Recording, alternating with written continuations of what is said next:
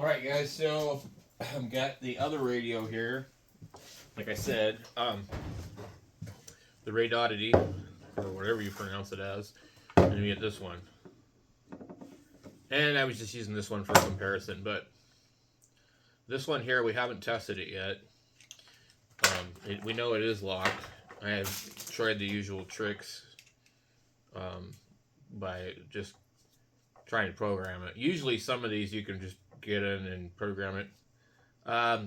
This one, I don't remember what I used on Chirp. I think it programmed with one of the YOUVE 17 variants on Chirp Next.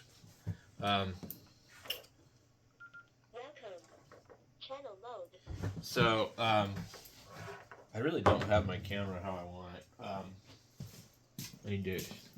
I need to actually film with more than one camera. That would probably work better. Okay, so we've got this here, and yeah, 3 watts. Oh yeah, this one also puts out less power than the BAOFENG. I remember reading about that. Let's go frequency mode 47. Okay. 1 4 6 5 2 0.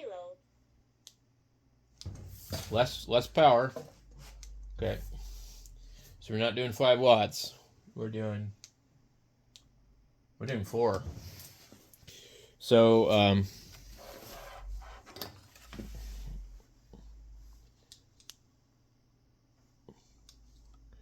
to move it around and it changed. Interesting. Okay, let's make sure all this stuff's nice and tight.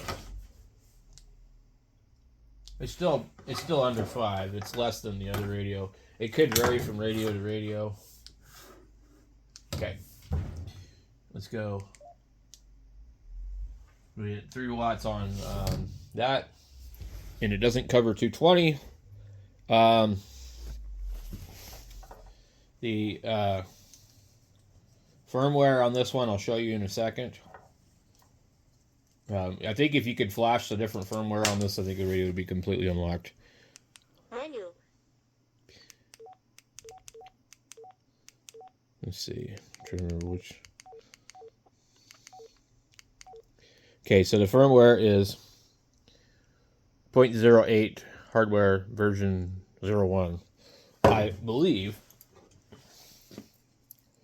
this one. Menu. Same hardware, different firmware. So if you could get a hold of that 1.111, and I don't know if there's a way to flash it. Menu. So these are basically running the same hardware. I kind of figured that. So, no flashlight on the bottom, kind of looks like it could have been. Batteries are not the same. They do offer a battery with the USB. RADIODDITY is very sneaky in how they do things. They did not ask me to review this radio. If they did, they wouldn't be happy. I would say just don't buy this radio unless it's really on sale. It's locked. It doesn't have a flashlight on the bottom. It doesn't have a USB. It's like $5 less, and you're getting a radio that only thing that you're gaining is a VFO button here and an A and B button, which can be accomplished a different way on the other radio. The label was hanging off of here, and I had to attempt to move it with a popsicle stick, which damaged it. Other than that, the buttons are plastic, hard plastic here, rubber here. I probably shouldn't have done that. Had no antenna on it.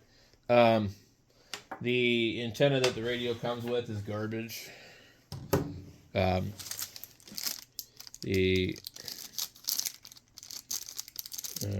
one that comes with the other radio looks a little bit different. Anyway, this antenna isn't good. Doesn't really work real well. It's almost as bad as this one. I guess, you know, right, for $19, I mean, you could, you know, the 771 fits on it.